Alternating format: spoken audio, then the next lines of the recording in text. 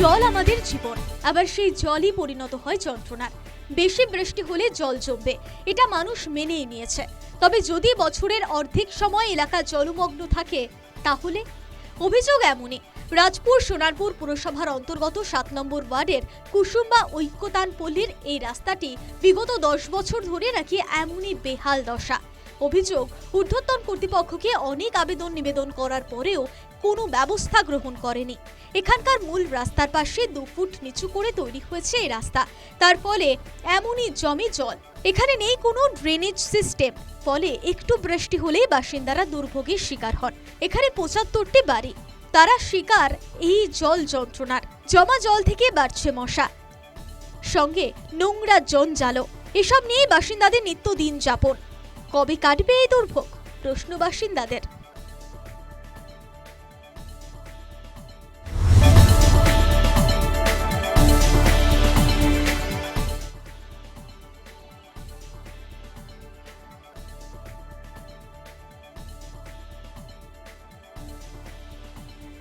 বিভিন্ন মাঙ্গলিক অনুষ্ঠানকে সামনে রেখে সমাজসেবা মানুষের মধ্যে ক্রমশই জনপ্রিয় হয়ে উঠছে। এর ফলে একদিকে যেমন অনুষ্ঠানও করা হয়, আবার সমাজের পিছিয়ে পড়া মানুষও কিছুটা হলেও উপকৃত হন।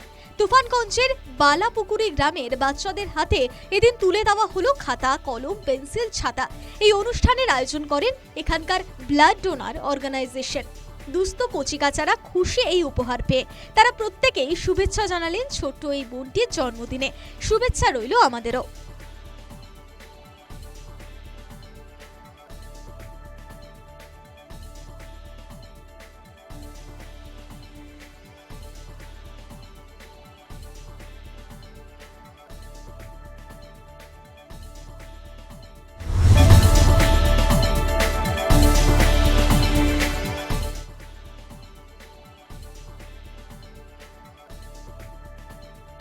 দেশের ৭৮তম স্বাধীনতা দিবস সারা দেশ জুড়ে পালন করা হলো নানা কর্মকাণ্ডের মাধ্যমে, এবং শুধু সেই দিনই নয়, তারপরেও চলছে নানা রকমের উদযাপন।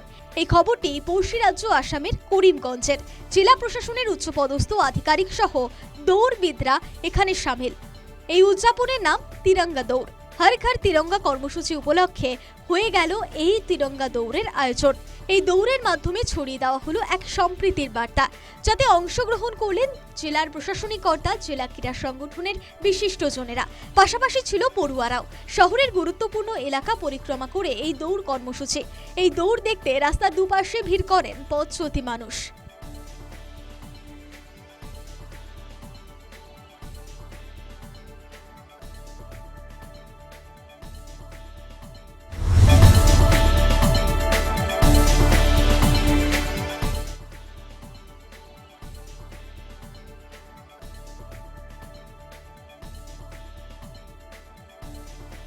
হুগলি জেলার শতাব্দী প্রাচীন চন্দননগর স্পোর্টিং ক্লাবের সহযোগিতায় চন্দননগর কুটির মাঠে এই ক্রিকেট একাডেমি নামে এক ক্রিকেট প্রশিক্ষণ কেন্দ্র পথ চলা শুরু করলো।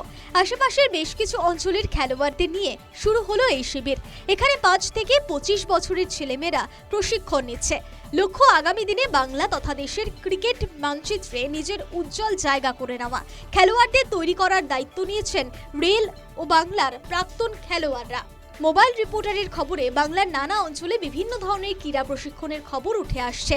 শুধু তাই নয়, খেলার জগতে নিজেদের প্রতিষ্ঠিত করেছেন কেউ কেউ। এভাবে কঠোর পরিশ্রমের ফল ও যোগ্যতার প্রকাশ একদিন সবাই দেখতে পাবো।